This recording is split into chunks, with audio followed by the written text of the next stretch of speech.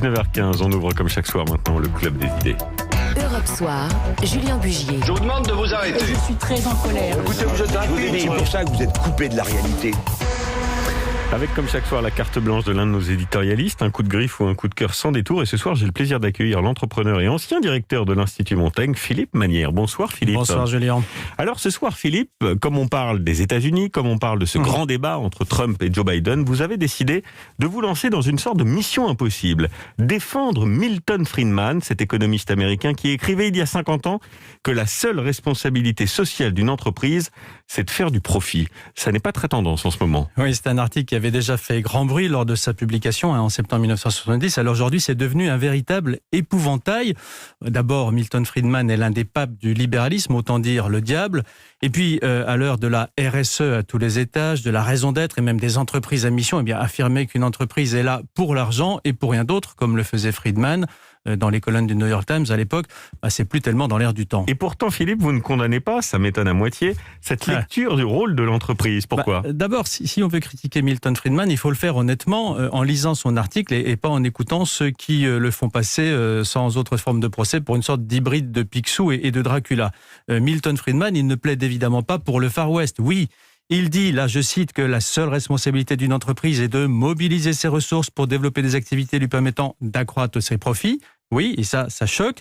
Mais il ajoute, et même il insiste là-dessus, je cite encore, à condition de respecter la règle du jeu, sans recourir ni à la tromperie, ni à la fraude. Fin de citation. Alors, Friedman ne suggère donc pas du tout que l'entreprise se comporte de manière malhonnête pour gagner plus d'argent. Il rappelle qu'elle doit respecter la loi. Et dans un pays comme la France où les lois ne manquent pas, vous en conviendrez Julien, ça n'est pas tout à fait rien. Et puis Milton Friedman, il admet absolument la noblesse de toutes les causes qui dominent aujourd'hui le débat public, de la lutte contre la pollution, c'est ce qu'on appelait la lutte contre la pollution dans les années 70, aujourd'hui on parlerait de réchauffement climatique, à la réduction des inégalités. Ce n'est donc ni un cynique, ni un cœur de pierre. Mais alors pourquoi les entreprises, Philippe, n'y contribueraient-elles pas à ces causes ? Alors justement, pour Milton Friedman, c'est là le cœur du problème. L'idée même qu'une entreprise aurait des responsabilités n'a aucun sens. Pour lui, et là je le cite de nouveau, seuls les individus ont des responsabilités. Autrement dit, oui, le patron d'une entreprise peut faire le bien après le boulot, c'est même une excellente chose. Et oui, l'actionnaire de l'entreprise peut contribuer à sauver la planète ou à éradiquer la pauvreté de son côté si ça lui chante, parfait. Mais chacun doit agir avec son argent et son énergie, et certainement pas le patron avec l'argent des actionnaires.